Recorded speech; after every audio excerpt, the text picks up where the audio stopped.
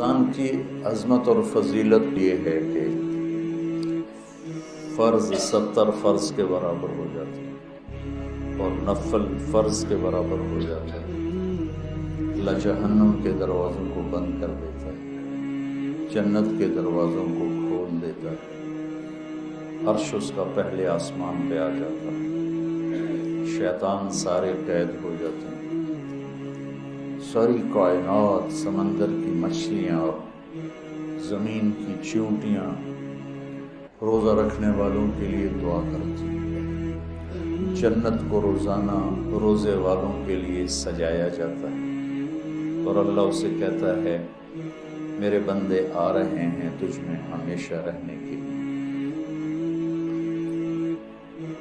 اللہ کی طرف سے 24 گھنٹے ایک اعلان ہوتا رہتا ہے، کوئی بخشش مانگنے والا، کوئی توبہ کرنے والا، کوئی معافی مانگنے والا، کوئی بھی سائل جو بھی مانگے، ایک فرشتہ اعلان کرتا ہے نیکی کرنے والے آگے بڑھ تجھے بشارت ہو، دوسرا فرشتہ اعلان کرتا ہے برائی کرنے والے بس کر اور واپس ہو۔ تو میرے نبی کا فرمان ہے کہ اگر لوگوں کو رمضان کی قیمت کا اندازہ ہو جائے تو یہ تمنا کرتے کہ سارا سال ہی رمضان ہو، رمضان میں جو مر جائے اس کی بخشش ہو جاتی، اس کا حساب نہیں ہوتا۔ تو کسی نے مجھ سے پوچھا بعد میں ہوتا ہے؟ میں نے کہا اللہ تعالیٰ کوئی ہماری طرح، اللہ تو رحیم و کریم ہے، ایک دفعہ چھوڑ دیا تو چھوڑ دیا، یہ تھوڑا ہونا آ جاؤ بھائی ضمانت کینسل ہو گئی ہے دوبارہ پا دیں، یہ تو دنیا کے دستور، جب اس نے ایک دفعہ کہا چاو۔ تو یہ بہت مبارک مہینہ ہے۔ پہلی تیاری کیا ہے کہ آج تک ہم سے جتنی خطائیں ہوئیں، کوئی زبان کی، کوئی آنکھوں کی، کوئی کانوں کی، کوئی معاملات کی، کوئی معاشرت کی، اس سب سے ہم آج پہلی رات ہے توبہ کر۔ آپ تو تھوڑے سے بیٹھے ہو، یہاں لاکھوں لوگ جڑے ہوئے ہیں، دو بڑی مصیبتیں، ایک غیبت ایک حسد۔ تو ہم جتنے لوگ میری بات سن رہے ہیں، ہم اپنے رمضان کی ابتدا کریں، توبہ کریں، ٹھیک ہے نا؟ اللہ تعالیٰ کے نبی کہتے ہیں میں دن میں 70 دفعہ توبہ کرتا ہوں، استغفار۔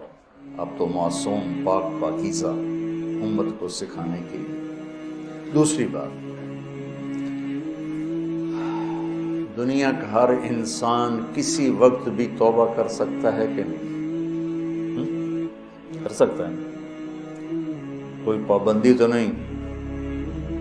تو جب ہر انسان کے بارے میں ہر وقت یہ توقع ہے کہ یہ توبہ کر سکتا ہے، تو پھر کسی بھی انسان کو مسلم کافر حقیر سمجھنے کی کا کوئی جواز ہے؟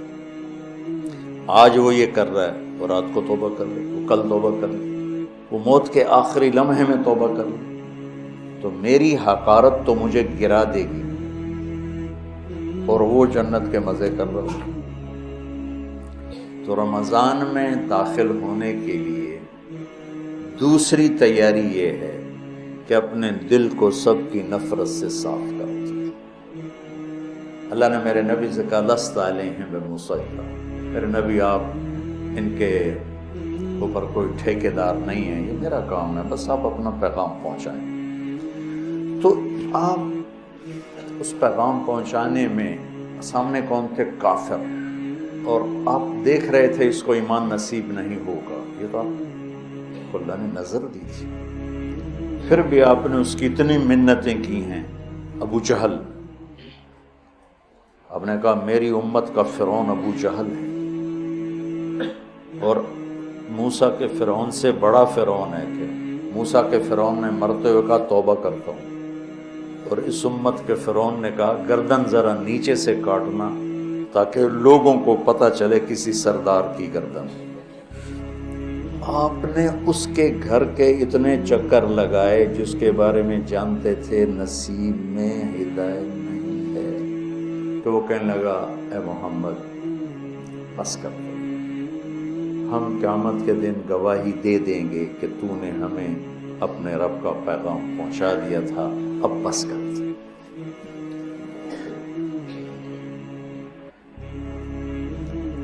اب دیکھتے نا جو مریض لا علاج ہوتا ہے ڈاکٹر کہتے ہیں جب لے جائے، اس کا کوئی علاج نہیں، اس کو ہاسپٹل سے فارغ کر دیتے ہیں، گھر لے جائیں کوئی علاج نہیں، اور میرے نبی دیکھ رہے ہیں اس کا کوئی علاج نہیں، پھر بھی اب اس کی محنت کرتے جا رہے ہیں، کرتے جا رہے ہیں، کرتے جا رہے ہیں۔ کاش ہم تھوڑا سیرت کو بھی پڑھتے۔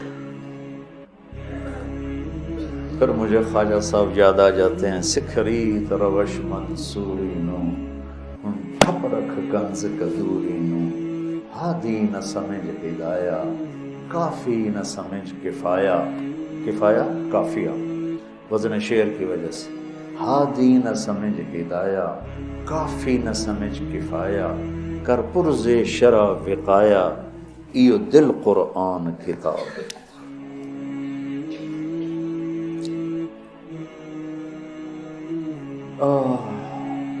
تو دوسرا کام سامعین اور آپ حاضرین کہ ہم اوروں کی نفرت سے بھی دل کو صاف کرتے ہیں۔ ہم چاہتے ہیں نا اللہ ہمیں معاف کر دے، ہم ہر ایک کے لیے یہی چاہیں کہ اللہ اس کو معاف کر دے۔ جس کو میرے نبی دیکھنا نہیں چاہتے تھے، حضرت حمزہ قاتل وحشی، اللہ نے ایمان دے دی۔ اور بات لمبی ہو رہی لیکن یہ چونکہ ہمارے دل نفرتوں سے بھر چکے ہیں اور بہت مبارک مہینہ ہے، اور المشاہین کی بخشش نہیں ہوتی پورے رمضان میں، جس کے دل میں نفرت ہو کسی کی اس کی بخشش نہیں ہوتی، اور اس کو ہم گناہ ہی نہیں سمجھتے۔ چند آدمیوں کے بارے میں آپ نے فرمایا تھا جہاں ملیں قتل کر دو، چاہے وہ بیت اللہ کے پردے کے اندر بھی۔ ان میں ایک عبداللہ بن ابی سرحہ بھی ہیں، اکرمہ بن ابی جہل بھی ہیں، واشی بھی ہے۔ تو وہ 17 تھے، 3 عورتیں 14 مرد، اس میں سے 13 کو ہدایت نصیب ہوئی، 2 قتل ہوئے اور 2 کا پتہ ہی نہ چلا بھائی۔ عبداللہ بن ابی سرحہ یہ حضرت عثمان کے خالہ زاد تھے، تو وہ ان کو سفارشی بنائے۔ اب وہ اندر سے طائب ہو چکے ہیں، نظام اللہ کے ہاتھ میں۔ آپ تشریف لاتے ہیں، یا رسول اللہ یہ عبداللہ آیا ہے، توبہ کرتا ہے، آپ اس سے بیعت لے لیں، کلمہ پڑھا لیں۔ تو آپ اس سے سر چکائے بیٹھے۔ پھر انہوں نے کہا یا رسول اللہ یہ عبداللہ آیا ہے، توبہ کرتا ہے، آپ اس کو کلمہ پڑھا لیں۔ پھر کہا یا رسول اللہ یہ عبداللہ آیا ہے، توبہ کرتا ہے، آپ اسے کلمہ پڑھا دیں۔ تو آپ نے اس کو کلمہ پڑھایا اور بیعت لے کر فرمایا الیس منکم رجل رشید یضرب عنقہ، تم میں کوئی سمجھدار نہیں بیٹھا تھا جو اس کی گردن اڑا دیتا؟ تم دیکھ نہیں رہے تھے کہ میں اس کا ہاتھ اپنے ہاتھ میں نہیں لے رہا تھا، تو تم سمجھے کیوں نہ، اس کی گردن کیوں نہ اڑائے؟ کہ یا رسول اللہ ہمیں پتہ نہیں چلا، آپ ہمیں اشارہ کر دیتے۔ تو آپ نے فرمایا نبی خیانت نہیں کرتا، نبی میں خیانت نہیں ہوتی کہ میں ادھر ہاتھ بڑھاؤں ادھر تمہیں اشارہ، یہ نبی کی شان سے پاک ہے۔ میں قربان جاؤں اس کی رحمت پر۔ اور موت کیسے آئی؟ کہ مصر کے گورنر بنائے گئے حضرت عمر کے زمانے میں، حضرت عثمان کے زمانے میں۔ فجر کی نماز پڑھا رہے تھے، نماز کے بعد ایک طرف سلام پھیرا السلام علیکم ورحمۃ اللہ، اور دوسری طرف پھیرنے سے پہلے گر کے انتقال ہو گیا۔ انہوں نے کہا تو صحابی ہونا ہی کافی تھا، لیکن اگر موت کیسے؟ تو جب اللہ فیصلہ فرماتا ہے تو اللہ کے نبی 3 دفعہ رکے رہے، پھر آپ نے بیعت لی، تو لہٰذا میرے عزیزو، سامعین، حاضرین، سب سے دل صاف کر دو، سب سے نیت کر دو۔ میری جو تم میرے بچے بیٹھے ہو، میں اب اس عمر میں میں تم سے کیا فخر کروں گا، میرے سر کے درد کا ایک سبب یہ بھی ہے کہ میں سارا دن اس بدبخت سے لڑتا ہوں۔ کبھی ادھر سے کمی آتی ہے، یہ نہیں کہ کمی آئے گی نہیں، کبھی ادھر سے نفرت آتی، ادھر سے کمی آتی، اور میں جھاڑو لے کے اسے صاف کرتا رہتا ہوں، یا اللہ میرے دل میں کسی کی نفرت نہیں۔ سوتے ہوئے میں کہتا ہوں، یا اللہ میرے دل میں کسی کا بغض نہیں، میں نے اپنے دل کو سب سے صاف کیا، صاف کیا، صاف کیا۔ آپ کو پتہ، جب آدمی مشہور ہوتا ہے تو محبت کرنے والوں کے ساتھ تیر انداز بھی آ جاتے ہیں۔ وَنَصَبْنَنِي غَرَضَ الرُّمَاةِ تُصِيبُنِي مَحْنٌ أَشَدُّ عَلَى السُّيُوفِ مَضَارِبًا، کہ مجھے ایسے تیر مارے زمانے نے کہ میرے جگر کے پار ہو ٹکڑے ٹکڑے کر دی۔ متنبی